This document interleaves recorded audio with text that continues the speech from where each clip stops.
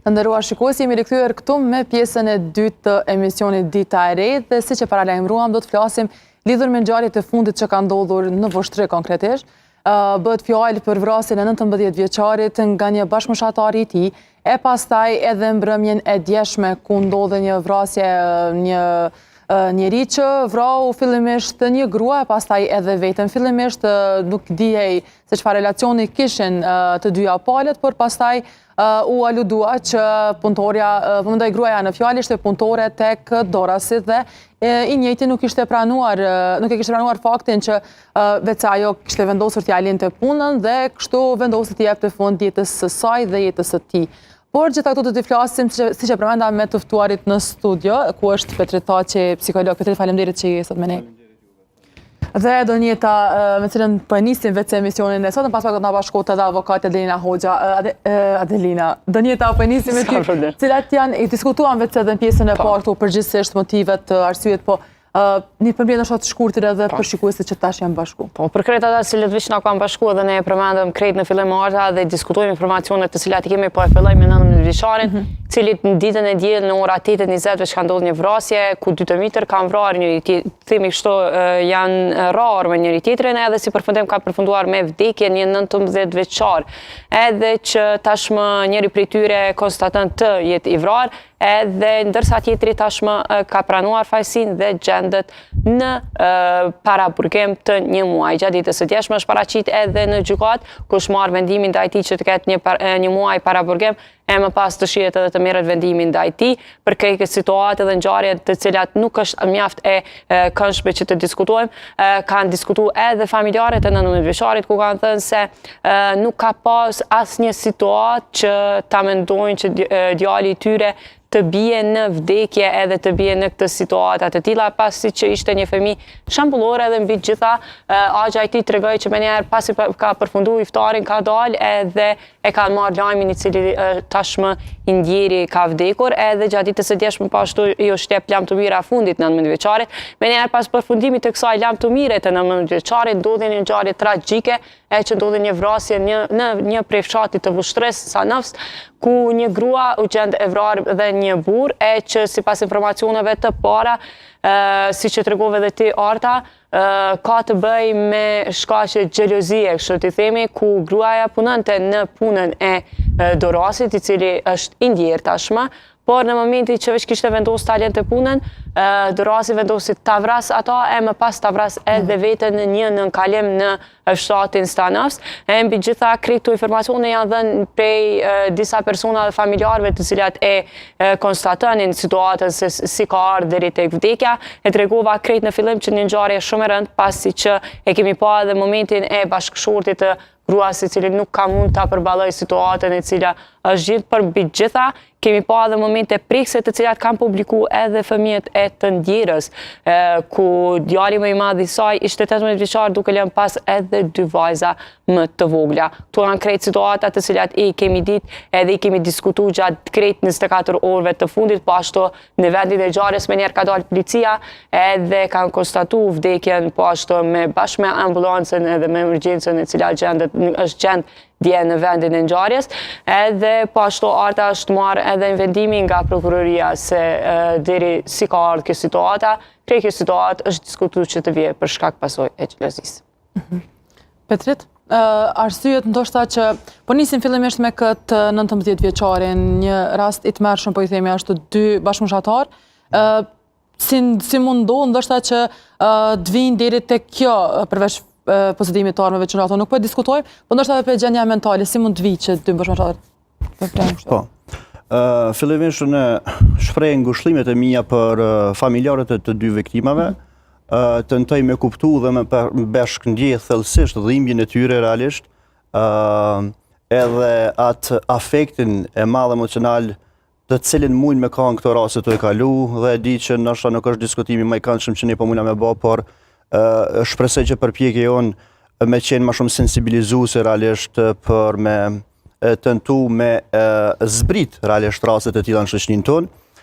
Po flitet për personalitetet të cilat kanë të dezintegruar konstruktin e personalitetit, pra konstruktin e vetë vetës realisht, ku më shumë funksionin në parimet e kënaqësisë dhe pakënaqësisë momentale dhe shumë pak është e shëndoshë ose është prezente në këto konstrukte ndikimi dhe frenimi që ndërgjegja ose dëmshuria mund të bëjë mbi ta në situata të tilla, pra konstrukte që në impulsivitet e sipër, në arrogancë e sipër, bëjnë sjellje të tilla me karakter dhënues dhe deri tek krimi realisht i caktuar. Pra janë faktorë shumë kompleks, janë faktorë të ndryshëm, patjetër gjendjet mentale në format e diagnozave dhe çrregullimeve të ndryshme, zakonisht në moshat e hershme dhe në moshat e adoleshencës është shumë prezente çrregullimi i sjelljes, pra një sjellje delikuente, çrregullimi i sjelljes që më vonë cilësohet si një çrregullim i personalitetit antisocial.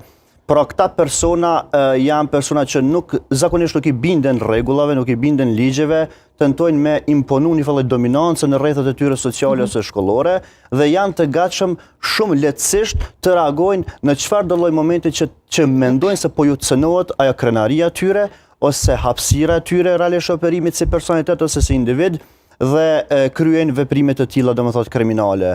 Nganjëherë mund të ketë çrregullime tjera që kanë të bëjnë domethënë me pjesën e çrregullimit është cilësohet një diagnozë çrregullimi të qenit opozitares, kundërshtues, domethënë jemi mësuar të kundërshtojmë non-stop realisht. Mund të ketë çrregullime tjera psikotike ku personi ka lënë nëpër epizode që janë shkëputje nga mundësia me gjyku në formë të drejtë realitetin dhe ato në momentit të shkputjeve mund të bëjnë realisht krime të caktuara. Por situata e rastit të 19 vjeçarit nuk duket e tillë, pra duket më shumë një situatë që ka shpërthyer në një afekt, pra më shumë si rezultat i asaj pjesës së çrregullimit të sjelljes ku personi nuk ka të mësuar mënyrën qysh me duru dhe qysh me u frenu në sjelljet e tij agresive dhe kriminale. Po, Petrit, ndoshta a duhet të ketë një mbikëqyrje më të madhe prej prindërve lidhur me këtë rast, ndoshta të kontrollohen më shumë fëmijët që të mos vinë te këto raste apo pse ndodhen? Padyshim që kjo tregon një vallë hendeku shumë të rëndësishëm edhe në familjet tona, po edhe në institucionet tona shkollore, pra kemi një mungesë të vetdijes me identifiku potencialin e sjelljeve agresive, dhunuese dhe kriminale dhe mi adresu ato tek institucionet përkatëse ose tek ekspertët përkatëse që mirën me trajtimin e tyre.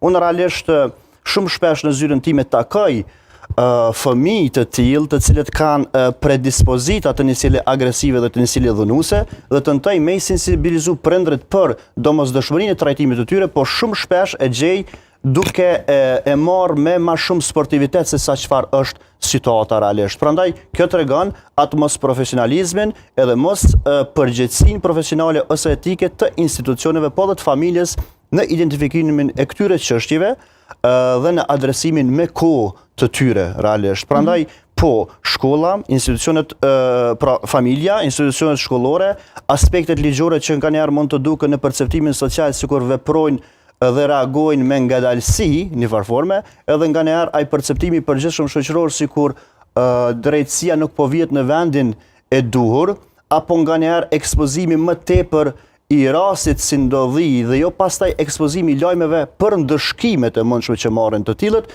mund të krijojë një lloj skeme të përgjithshme sociale dhe mentale që mund të bësh çfarë të duash, kur do që dikush ta cënon një pjesë të krenarisë tone, të egos tone ose të një motivi shumë tullit momental realisht. Po, ndërkaq që tashmë me ne në studio është edhe Adelina Hoxha, avokate. Mirëmëngjesi. Faleminderit që jeni me Adelina. Po nis Adelina me këtë rastin e fundit realisht pati e diskutuam për 19 vjeçarin, por ky nuk ishte rasti i vetëm, ishte një vrasje, një gruaje, pastaj edhe vetvrasja e personit mbrëm. Si ke po këtu dhe çka po shtyni realisht ashtu? A mund t'jenë ndoshta dhe dënimet problem lidhur me këtu?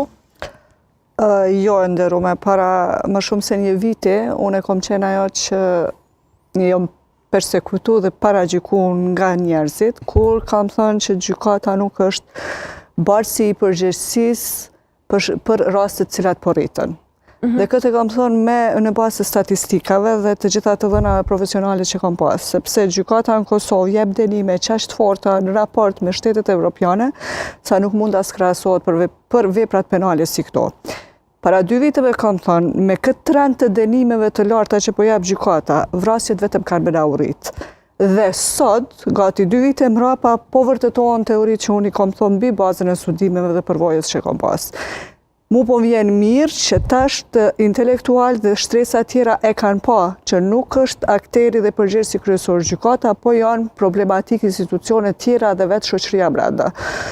Unë pajtona me shumë prej pohimeve që tha Inderumi, mirë po një infrastrukturë ligjore mes arsimimit shkollor dhe mirëqenjes sociale në baza të lagjeve, që mirëqenjet sociale që është akteri kryesor i shtetit dhe prap njerëzit nuk po dojnë me perceptu dhe me pranu, po lojnë si një ministri e cila nuk duhet barë përgjithësi dhe nuk ka efekt në shoqëri. Është e kundërta.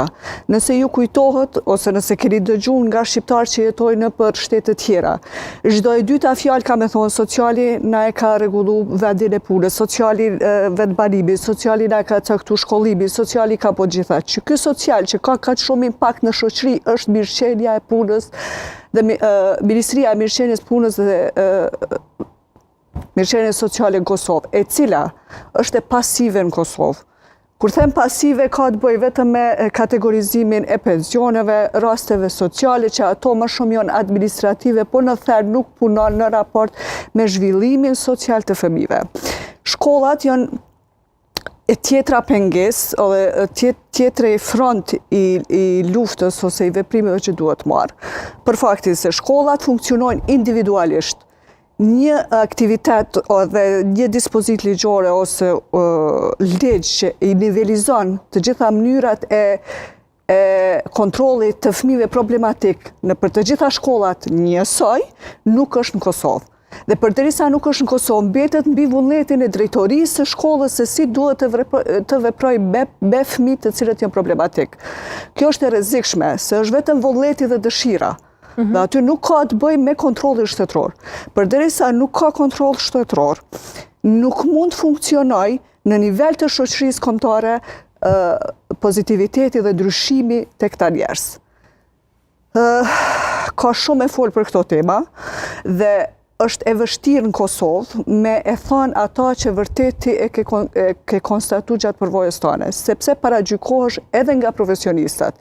Ne kemi një deformim shoqëri se duam me çdo kusht ta kundërshtojmë tjetrin për të ardhur në pa vetë. Unë nuk kam dilema dhe nuk kam probleme kërku falje nëse dikush ka me mbind mu që teoria jeme është e gabushme. Nëse dikush ka me madhon një provë dhe me më thonë zoj, ti po konstaton gabimisht se kështu shtu jo rëthanat.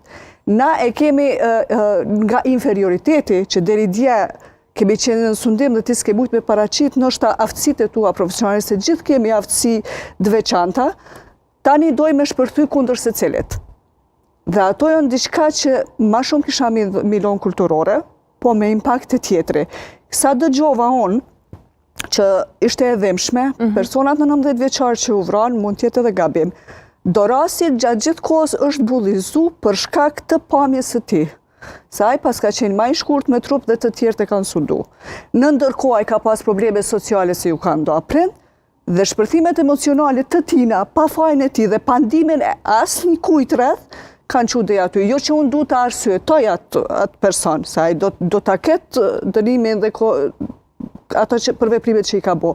Mirë po të tillë fëmijë ne kemi çdo kont, të tillë të ri, pse jeti i ri ose i pjekur, nuk mund është çdo kohë t'jesh i gatshëm me i përballu trysnive ose presioneve publike, edhe të shoqërisë. Kështu që ka ardhur koha edhe si prind, edhe si të rritun, ta pranojmë realitetin dhe jo me domosdoshmërisht t'jemi ata që dikush don me na pa. T'jemi vetvetja. Nuk ka qenë lehtë në aspektin profesional unë me i thonë profesionistëve që është gabim, se dënimet e larta nuk janë t'u na qu kërkon. Atëherë edhe prej zyrtarëve hetus, edhe prej avokatëve, kolegëve të mi, edhe prej shumë intelektualve jam paragjyku dhe jam sulmu. Adelina, gjykata ka fjalën e fundit. Jo, o zotni, jo, se sot po të kallëzoj statistikat, po të kallëzoj realitetin teren, nëse unë e pas na pas gabim. Nuk funksionon vetëm një institucion me pru rregull.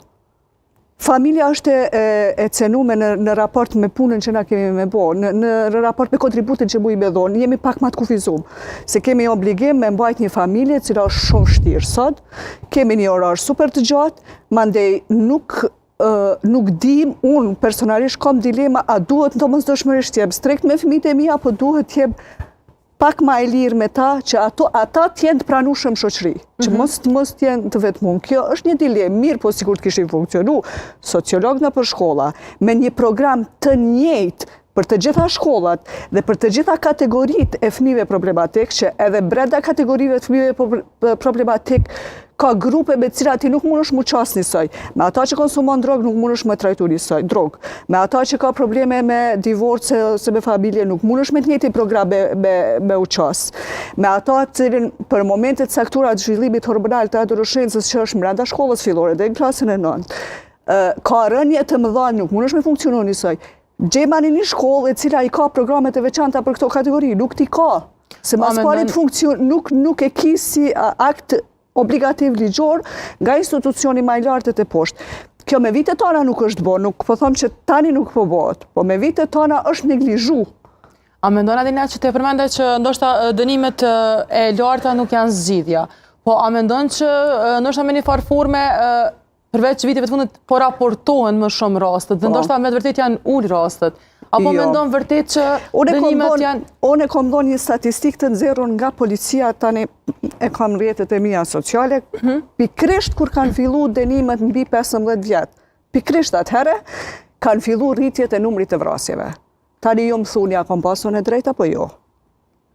Pikrisht kur është vendosur që gjykata mos me dhonë dënim nër 15 vjet, po i ka dhonë deri në dënime të përjetshme, vrasjet janë rritë. Tash çfarë mund të më thoni ju? Dokumentomani me diçka tjetër, unë po të rishna. Dhe realisht nuk është kjo fenomen që po ndodh vetëm në Kosovë. Dënimet për asnjë vepër penale, jo vetëm për vrasje, për asnjë vepër penale nuk janë të dhënë efektin e duhur as në vendet evropiane. Për shembull, Zvicra ka një propozim, nuk e di se çka ka ndodhur, se kohët fundit nuk e kam përcjell, që dënimet mu ekzekutu në vende gjelbrimi ku kanë me punu intenzivisht në kryesit e veprave penale dhe kanë mu rehabilitu intenzivisht. Bile më ju leju dhe mu kriju familje, nën kontrolin shtetëror. Thonë qaq shumë që nuk, qaq pak që ka pas impact dënimi që është mbajt në brenda burgut. Petrit, përmendja Adelina është edhe mungesën e komunikimit në shkolla me psikolog, me sociolog, edhe që e dim që edhe është një vatër ashtu, edhe shkolla një pjesë e kohës kalot aty. A mund të konsiderohet ceshek dhe këtë pjesë? Ndërumja përmeni shumë qartë realisht, bile konsideroj që e ka bo një fallë interpretimi, gati thuj se si me qenë edhe psikologës e sociologe, realisht dhe më pajtona me shumë pika që kjo i përmendi, sidomos me çështjen ku institucionet kish me qenë e dur, kish me qenë e domosdoshme me pas një fallë aksesi, një fallë qasje të shkolla dhe të familja për me identifiku realisht grupet e caktuara të personave me prirje të sjelljeve agresive dhe kriminale dhe me u trajtu ata përmes një zinxhiri të kontrolluar institucional një farforme dhe jo sipas apetiteve ose sipas gatishmërive individuale, siç e përmendi edhe zonja në fjallë një farforme.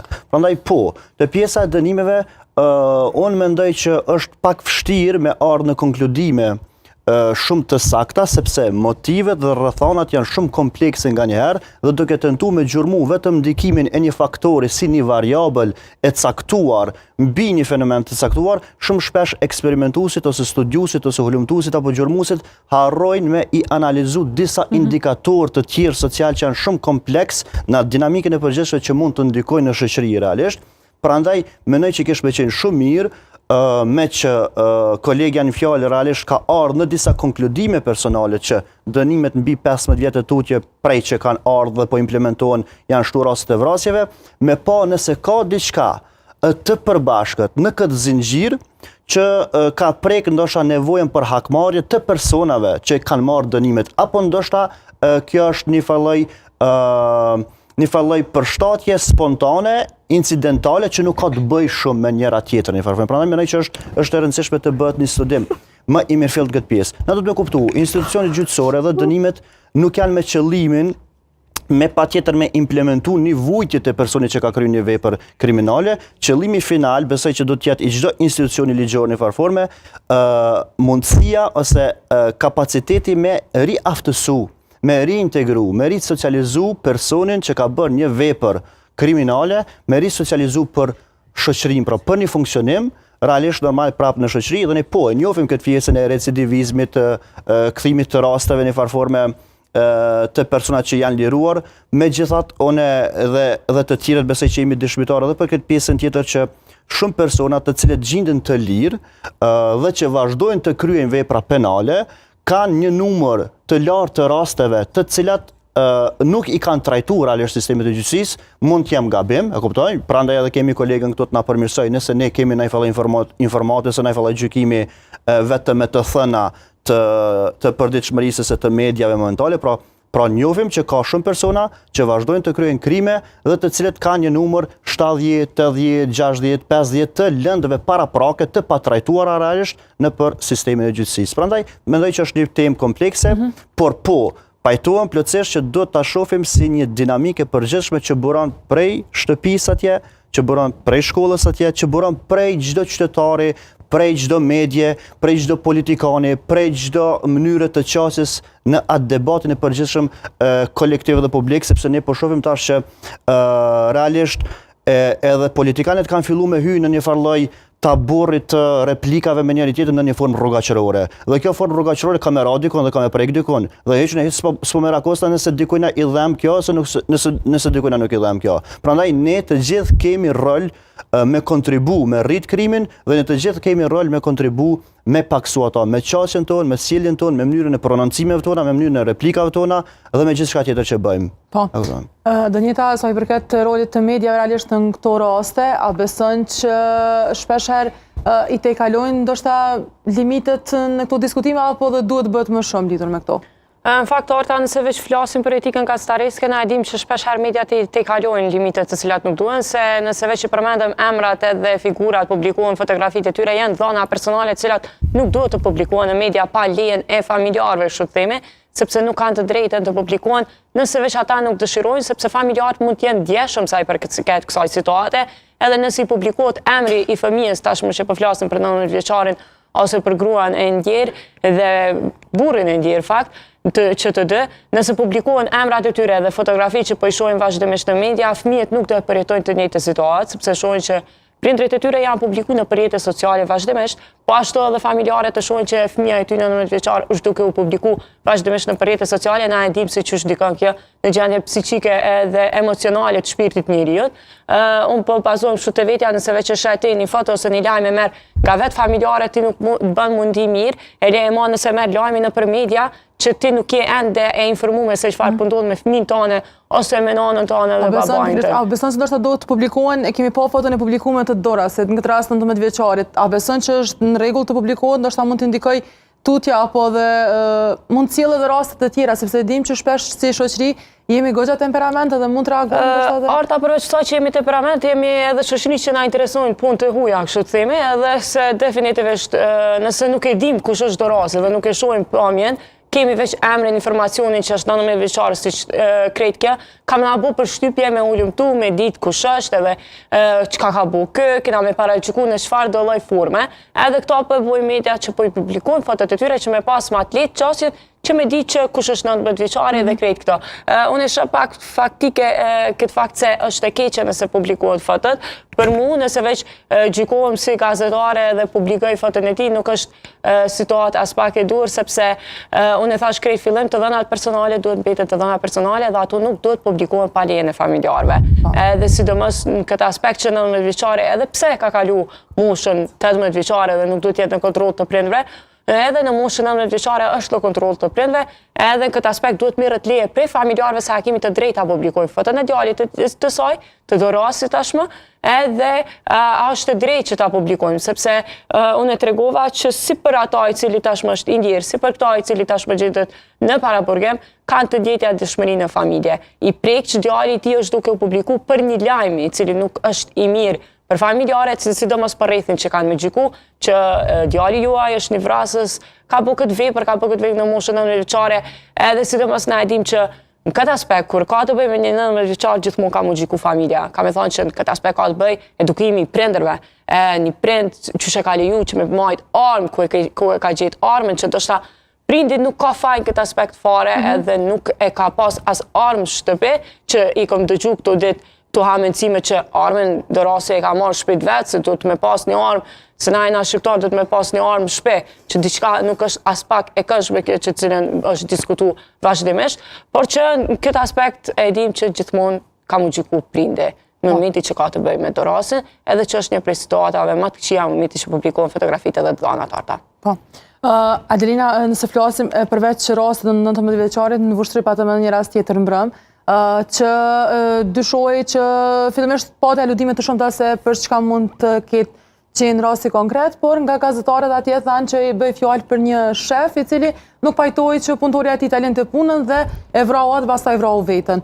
Këto nuk janë raste të pakta realisht që fillimisht e vrasin gruan dhe pastaj vetvritën apo e vrasin gruan dhe shkojnë denoncohen. Si ishe aty? Këto fenomene sigurisht që janë të rrezikshme dhe të rënda për shoqërinë tonë, veçanërisht për një popull që si me llogarit nuk jemi 1 milion krejt rritur. Rrezikshmëria tani më nuk është vetëm nga pasojat që kemi pas gjatë luftës dhe nuk kemi mujt me rehabilitu, se dhe ato janë një akter, po na në vazhdimsi jemi në luftë për mbijetesën nga grupet e caktume. Kur tham nga grupet e caktume është keq me thonë, do shta mund prap në ndërhyni dhe të mos pajtohen shumë me mua, apo do të vi koha do të pajtohen. Grupet e caktume të cilët investojnë në mënyra të ndryshme, përfshirë edhe mediat, përfshirë edhe kurse trajnimet që marrin për rini, brapa së cilave fshihen ide dhe çështje të tjera. Kur flasim për kurse në emër të religioneve, mbahen kurse të gjuhëve të huaja, mbahen yoga. Media padashme paragjiku se është e domosdoshme për informim në jetën moderne media, po ka grupe të caktuara të portaleve me interesa të caktuara grupore, të cilët ta dokumentojnë një fakt ose ta bëjnë të besueshëm një fakt për cilin ty të bën me mendu është apo nuk është edhe a duhet pranohet apo jo. Tash, kur jemi të rrezikuar nga gjithë këta faktorë dhe institucionet tona nuk e kanë fuqinë as ekonomike, as profesionale, madje tani më nuk e kanë as vullnetin për të shku përpara, na duhet ta ngrisim vëmendjen dhe jo veç të shohim sot ndodhi kjo dhe ta paragjykojmë momentale, po e të mos nxjerrim asgjë. Në duhet nxjerrim me domosdoshmëri diçka nga ajo. Kur flasim për fytyrat publike që jepen, Irlanda ka vendosur mos me i publiku fytyrat e kryesve të veprave penale, sepse ka llogarit që ata shumë nga të rit po e bojnë për krenari dhe për emër vrasje. Unë nuk po them që duhet me bëhet edhe në Kosovë. Mirë po spaku të marrim idetë dhe përvojat e shteteve të zhvilluara, çka ata janë duke bërë, që mund të bëjmë na. Na i kemi malet se e kemi një shembull cilin duhet t'i targetohemi. Çka po bën ky shtet, çush pja bën ky shtet, pja bëjmë na.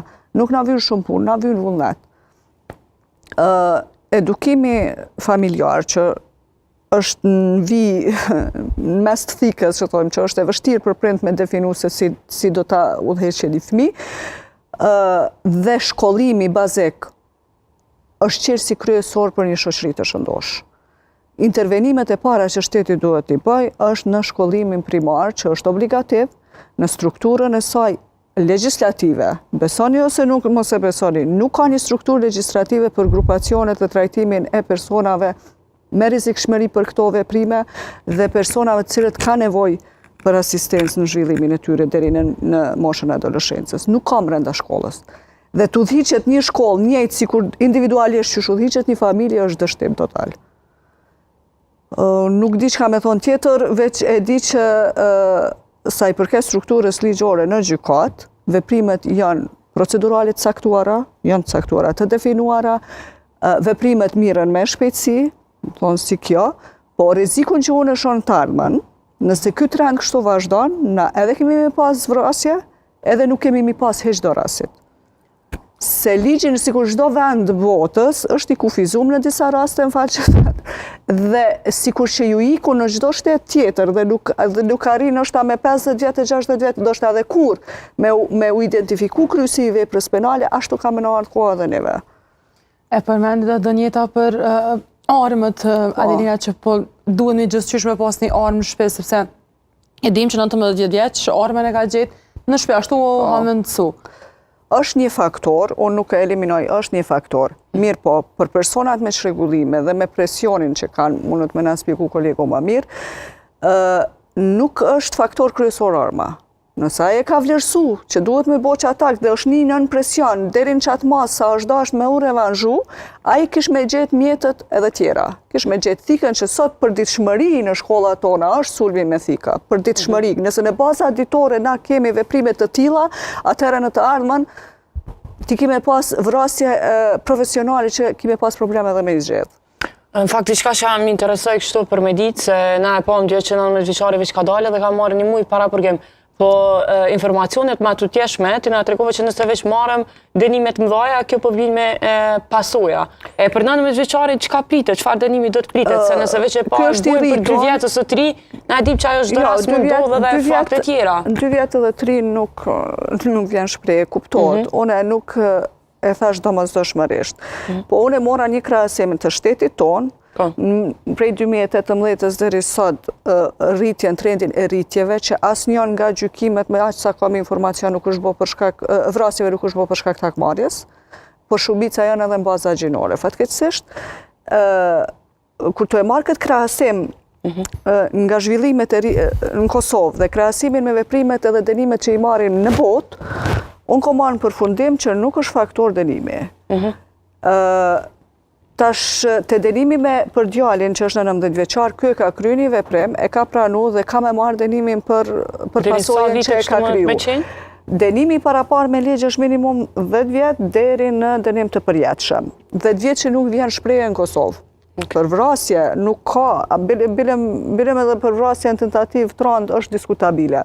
Nuk jep Kosova 10 vjet për vrasje. Kreti ka plus 15 e përpjet. Që në raport me rajonin edhe me Evropën janë dënimet larta. Po, Petrit, se me ne nuk e diskutuam fare këtë rastin me këtë gruan, përse arsyet ndoshta pse duhet ta ndjej nevojën që pse po e le punën, edhe po e vras gruan edhe pastaj veten, e që e përmenda edhe Madelinën që nuk është rasti vetëm realisht që e vrasin një grua, shpeshherë denoncohen vetë, po shpeshherë edhe e vrasin veten. Unë mendoj që gjonat që duken realisht në skenë, gjithmonë kanë edhe diçka tjetër në prapaskenë që ne nuk mund të arrijmë si qytetar realisht përmes informacioneve publike me ditë dhe me pas ato, pra gjithmonë është një motiv tjetër prapa asaj veprimtarie. Pra motivet mund të jenë të ndryshme, mund të jenë motive xhelozie, mund të jenë motive krenarie, mund të jenë motive të posedimit dhe të asaj arrogancës dhe tendencës me nënshtru të tjerët, prandaj unë tentoj me lidh gjithmonë atë prizmin dhe në kontekstin e profesionalizmit tim, pra mund të jenë motive që kanë bëjnë me çrregullime të personaliteteve antisociale, të personaliteteve narcisiste, të personaliteteve tjera të çrregulluara me problematika tjera të psikotike ku ta diune realisht, dhe në një moment të caktuar ata pra i kanë dhënë vetes së tyre të drejtë të ushtrojnë një falloj autoriteti, të ushtrojnë një falloj zotrimi, të ushtrojnë një falloj ndikimi mbi të tjerët dhe në një moment të caktuar ku dinamika e raportit cënon një pjesë të motivit të tyre të ulët, ata reagojnë me këtë falloj pjesën e reagimit impulsiv dhe me këtë cilën kriminale realisht. Prandaj po, nuk është vetëm kaq e thjeshtë, po besoj. Mund të jetë edhe kaq e thjeshtë, mund të jetë edhe kaq e thjeshtë, patjetër. Nëse është kaq e thjeshtë, atëherë po flitet për një personalitet antisocial, i cili është rrit dhe është zhvillu në vazhdimsi me atë mendimin që realisht unë do të zotëroj, unë do të nënshtroj të tjerët realisht dhe kjo i ka funksionu, sepse ne do të me kuptu. Pra si krijon personalitetet e tilla?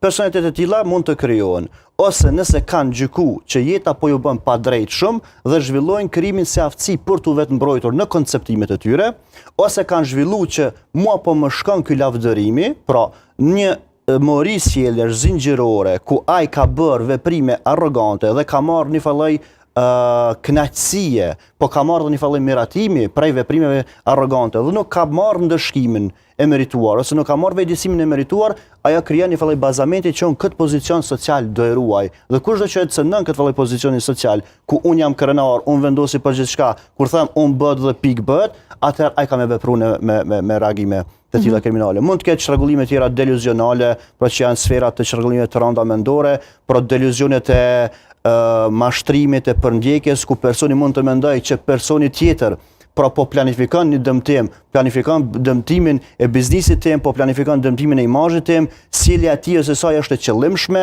më cënu mu, më rënu mu, më dëmtu mu, qoftë në imazhin tim, qoftë në pasurinë time, qoftë në autoritetin tim, prandaj e shef ka motive të ndryshme, edhe të fshehta psikologjike që mund të fshihen brenda këtyre konstrukteve të personalitetit, dhe nganjëherë pra ky farlloj buja e madhe se tendenca e madhe me gjetë me patjetër në kontekstin e përgjithshëm social një fajsi mund të jetë shumë individuale në këto raste të tilla, sepse tek e fundit na e shef, të gjithë jetojmë në rrethana të ngjashme, okay? Po jo të gjithë vrasim.